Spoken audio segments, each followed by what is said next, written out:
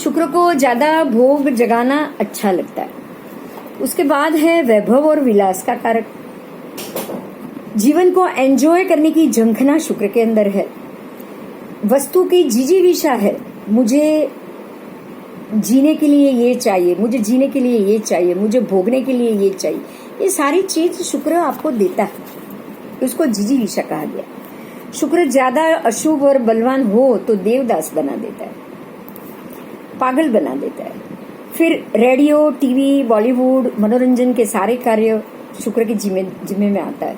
अशुभ और बलवान शुक्र, अशुभ और बलवान, हाँ समझना है आपको, शुभ और बलवान नहीं, ये अशुभ और बलवान। तो ये ज्यादा अशुभ हो गया क्योंकि जल तत्व का ग्रह है ये, तो इसके लिए आपके बॉडी के ऊपर, आपके शरीर के ऊपर, आपके वीर्य की निर्युक्ति के ऊपर ये बहुत बेरहमी से उसका उपयोग कराए। जैसे हम हस्त मैथुन, स्वप्न दोष, ये सारी चीज देखते हैं। कुछ छोटी उम्र में कुछ बच्चे इस एरिया में चले जाते हैं, तो ये अशुभ और बलवान शुक्र का ये फल है। अशुभ तो है ही, ऊपर से बलवान, तो वो यही करेगा कि बिना सामने कोई व्यक्ति भी नहीं है और उसको अपने आप अकेले भी भोग की इच्छा हो जाएगी। बलवान शुक्र की इंद्रिय ज्यादा सतेज होती है। जन्नेन्द्रिय का ये कारक है, तो बलवान शुक्र अपने जननेन्द्रिय का उपयोग ज्यादा करके वंश का नाश कर देता है, नपुंसकता दे देता है। आपको मैं एक अभी ये बात निकली है तो एक बात मैं बता देती हूँ। ये नपुंसकता का शब्द, इंद्रिय का ज्यादा उपयोग होना, शुक्रेंद्रिय की बात हो रही, जननेन्द्रिय की बात हो रही है, उसका आप ज्यादा उपयोग करो और नपुंसकता लाओ, वो कैसे पॉसिबल? आपको पता होगा प्रोस्टेट का जिनको भी कैंसर होता है, जिनको भी इसका अगर कुछ एज के अंदर, ज्यादा बड़ी एज नहीं लेकिन फिर भी प्रोस्टेट का प्रॉब्लम आ गया हो, और अगर कुछ 60-70 की एज में भी इसका प्रॉब्लम आ गया हो, तो एक बात समझ लो कि ये व्यक्ति ने अपनी इस इंद्रिय का कुछ ज्यादा मात्रा में प्रयोग किया हुआ है, नहीं तो उसको इस चीज का कैंसर होने की संभावना नॉर्मल व्यक्ति में नहीं होती। नॉर्मल व्यक्ति में ये सारी चीज बिगड़ने की या ये होने की संभावना नहीं होती। अब इसके बाद हम आगे चलेंगे। इसीलिए ये नपुंसकता देता है। तो प्रोस्टेट का आना ही वन टाइप ऑफ नपुंसकता। प्रोस्टेट का आ जाना, अब प्रोस्टेट के बाद आपकी इंद्रियों पे यूरिनल का भी आपको कंट्रोल नहीं रहता। बाकी की संज्ञा तो छोड़ो, भोग की संज्ञा तो छोड़ दो, लेकिन आपके यूरिन डिस्चार्ज में या दूसरे चीजों में भी आप में कोई काबू नहीं रहता। इसीलिए यंग जनरेशन ये बात सोचे, सुने, कुछ मिडिल एज वाले भी ये बात को सोचो और सुनो और ये समझो कि हमें किसी भी तरह से, किसी भी प्रकार से ये भोग की इंद्रियों का कैसे उपयोग करना है, उसको कैसे संभाल के रखना है, इस चीज को आपको समझना ही पड़ेगा। ठीक है, आगे चलेंगे हम। इसके बाद टॉपिक आता है बॉलीवुड, मनोरंजन का कार्य आ गया। शुक्र का स्थान प्रजनन अवयव में है। प्रजनन अवयव मतलब जो भी अवयव जिसका उपयोग हम बच्चे पैदा करने के लिए कर रहे हैं, वो सारे हमारे प्रजनन अवयव है। उसके बाद मूत्राशय, उसके बाद यूट्रस, गर्भाशय, ये सारी चीज लेडीज को ब्रेस्ट कैंसर होने का कारण, लेडीज को गर्भाशय यूट्रस का कैंसर होने का कारण, उसके फाइब्रॉइड में सिरोसिस होने का कारण, उसके अंडाशय में या फैलोपियन ट्यूब में सड़ने का कारण, ये सारी चीजें शुक्र के बिगड़ने से या शुक्र की अशुभ होने की वजह से होती है। आंखों में तेज शुक्र का है, खास करके आपकी दाईं आंख, दाहिनी राइट साइड, उसमें शुक्र का तेज।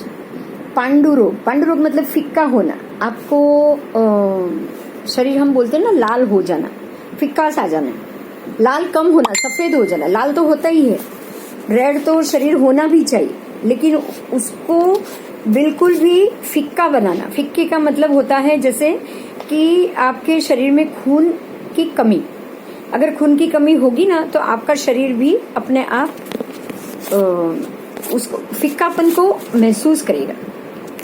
उसको फिक्कापन कहा गया। पांडु रोग, जैसे वो पांडव थे ना, ऐसे कफ सर्दी, और पांडव नहीं, पांडव के पिताजी। कफ सर्दी का कारक है। शुक्र बिगड़ता है तो आपकी बेडरूम लाइफ बिगड़ जाए। शुक्र का बिगड़ना, शुक्र के 12वें स्थान में ज्यादा रहना, ये सारी चीज हम ऐसा समझते हैं कि आपकी बेडरूम लाइफ को बिगाड़ता है। बेडरूम लाइफ से जो पति और पत्नी के बीच में जैसे संबंध होने चाहिए वैसे संबंध वो नहीं रखता है।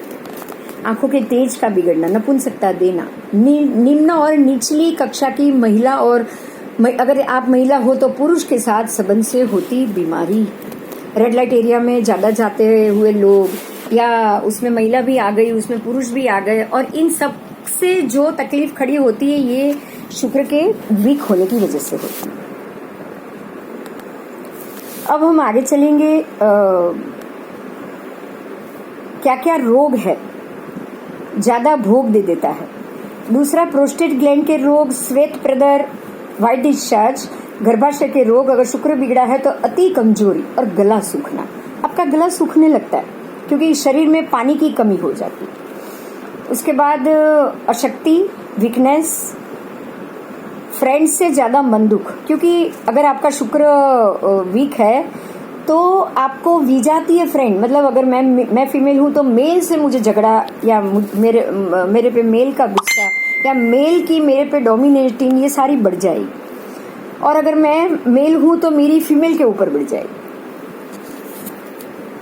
अगर बलवान है तो अटैचमेंट बढ़ जाएगी। आपको नॉर्मल ही चाहिए, कोई चीज अपने से अति नहीं चाहिए। क्लेश का कारण भी शुक्र है।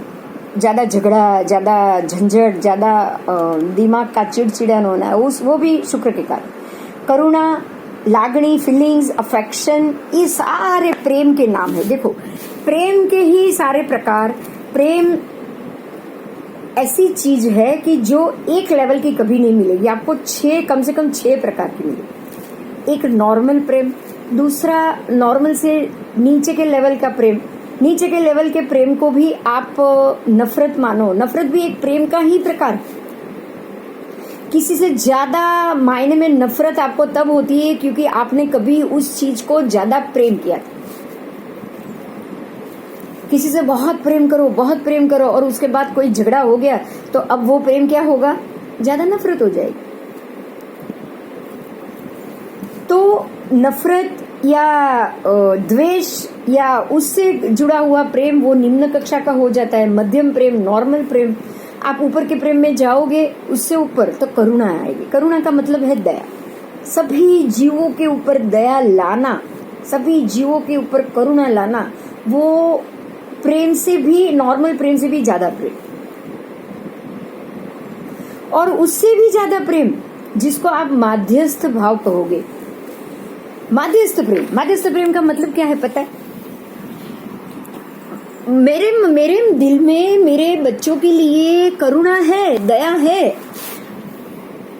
पर उनके गलत तरीके को मैं ठीक करूं या उनको कुछ सालों के लिए पैसे से या उनको दी हुई फैसिलिटी से महरूम रखूं, ये मेरा माध्यस्थ प्रेम हो गया। क्यों? क्योंकि मैं इनके भविष्य का अच्छा चाहती हूँ। आप माध्यस्थ नॉर्मल प्रेम में नहीं बन सकते हो।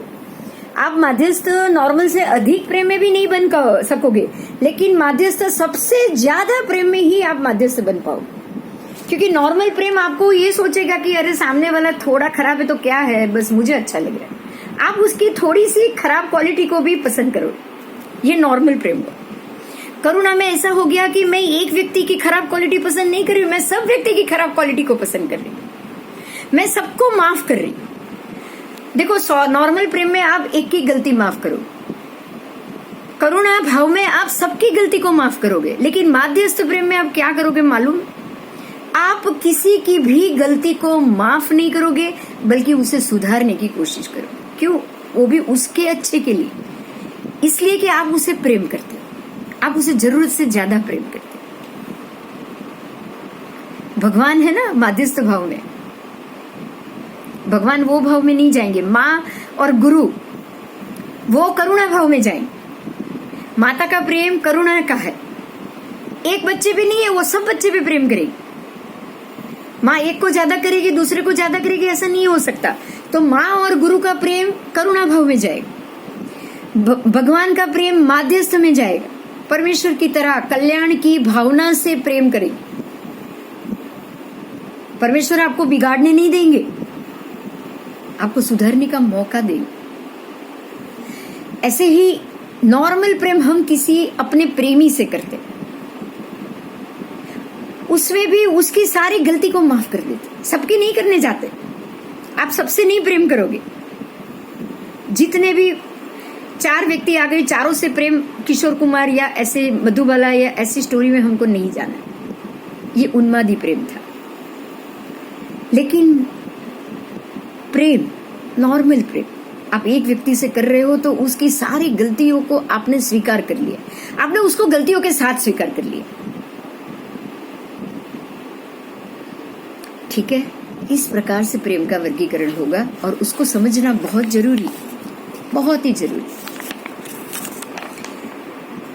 अब उसके बाद है थोड़े जो रोग है वो है हमने आगे कर लिए, फिर भी मैं रिपीट कर लेती हूँ। सर्दी, न्यूमोनिया, कफ, टीबी, ये सारे में चंद्र भी साथ में आता है, बिगड़ता है। चंद्र और शुक्र दोनों जिम्मेदार होते हैं, तभी ये रोग होता है। आज आपने शुक्र को पढ़ा, शुक्र को सुना, शुक्र के आपने मेडिकली भी देखा, आपने राष्ट्र ज्योतिष के हिसाब से भी देखा, आपने नॉर्मल शुक्र 12 कुंडलियों में और सब में भी वो क्या फल देता है, नॉर्मल कुंडली, हमारे नॉर्मल शुक्र हमें किस किस चीज की तरफ ले जाएगा, क्या लेगा, वो सब आपने सुना। ठीक है, ठीक है, अभी टाइम हो गया है, अभी मैं बंद कर रही हूँ। हरिओम।